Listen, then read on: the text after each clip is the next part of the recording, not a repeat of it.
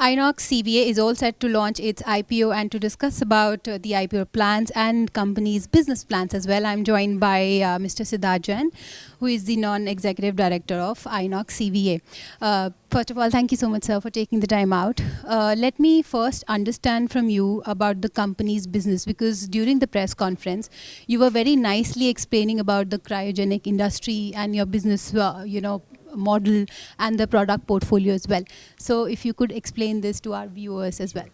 So yeah, I think cryogenics is not a topic everybody understands. And basically cryogenics is handling fluids, anything below minus 100 degrees centigrade, all the way till minus 270 degrees centigrade. So when you look at the end application, what is it that the capital good that we make, they're made out of stainless steel. They're used to store things like liquid oxygen, liquid nitrogen, hydrogen, helium, etc. For example, what you see, the easiest example I can give you is that of in a hospitals, you see the medical oxygen tanks outside, and what they have inside it is a liquid at minus 183 degrees, and what's outside is like 30 degrees centigrade, but you don't see it. And that's our technology on how to keep cold things cold. Absolutely. And Mr. Jain, you have three segments: industrial gas, LNG and cryo scientific. So if you could tell about more about these segments. And 71% of your revenue came in from industrial gas, LNG 25% and 4% from cryo scientific. How do you plan to increase the revenue potential from LNG and cryo scientific going forward? Sure. So as you rightly said, we have three divisions. We have industrial gas, LNG and cryoscientific. All three of them have tremendous growth verticals. In the industrial gas space, we have hydrogen as one of our growth verticals. In fact, we just supplied the world's largest liquid hydrogen plant in South Korea with its tanks, and they chose an Indian company. They chose us, INOxCVA, to supply these mission-critical baseload tanks for the world's largest liquid hydrogen plant. So you can imagine going forward, as everybody, COP28 just got over, everybody's talking about the clean energy transition, and hydrogen being the final frontier of that. As we see, a greater adoption of hydrogen as a clean energy fuel, we're going to see a greater demand for our products. And getting such prestigious contracts from South Korea and other countries is certainly going to put us, propel us, InoxCVA, in the future to get more orders. Coming to LNG, as you know, LNG is a transition fuel right now. It is being used, it is the lowest CO2 emitting fossil fuel, and the adoption of that as a replacement fuel to diesel and LPG is happening at a phenomenal pace.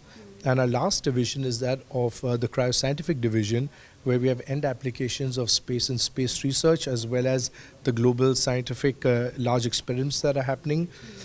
As you know, the amount of investment going on in space research and going to space is increasing exponentially. And to do that, cryogenics plays a very, very core a part of going to space. So we're very fortunate that we've been associated with ISRO for more than 20 years. The launch pad made by that is in Sriharikota, where all the rockets go from. We have played a major role in building that, and we're very proud of our association with ISRO as well. Absolutely, got that. And coming to the issue, sir, now it's going to be an OFS. So I want to understand from you the details about that, and also the rationale behind going public. So this, as you rightly said, it's an OFS.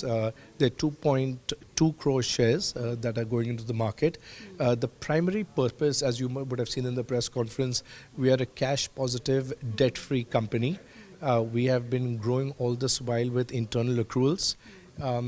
We are the largest player in India, and although we export to 60 countries, we still need to become the largest player globally. One of the key things that is required when you go into the export side of things is you need visibility. And going public is a coming of age for our company. It's been 30 years. And also it's going to give us tremendous visibility to help us garner greater market share globally. Okay. And And lastly, sir, you said that you have 3 manufacturing facilities. Fourth one is coming in Savli. If you could tell us more about your expansion plans and also about your domestic and international clients for the benefit of our viewers. Sure. So, as you rightly said, we have 3 manufacturing facilities. Our fourth one is coming up in Savli, for which we completed an 80 crore capex in the H1 of this year. It will come into production in calendar year 24. So, we should start earning revenue from that from the second half of 24. And it will definitely increase our product range as well as our capacity. And we don't, we are excited to even invest even more as the demand grows for our product and we see the adoption of LNG as a fuel not only in India but elsewhere as well. We're going to invest as much as required to come up with the capacity. And lastly, one word on exports as well, because 45% of your revenue for FY23 was from exports. What's the number going to be for FY24? Well, first of all, I hope India continues to grow exponentially as well. So we would like to gain a greater market share globally, including India. The split between export and this doesn't matter. We're just proud of the fact that we make in India and we make for the world. Our products are designed, engineered, manufactured in India. And to get a stamp of approval from Fortune 500 companies who buy our CapEx product is a real feather in our hat. But any number you could give us? Not really. On that note, thank you so much, sir. Thank you so much. Thank you.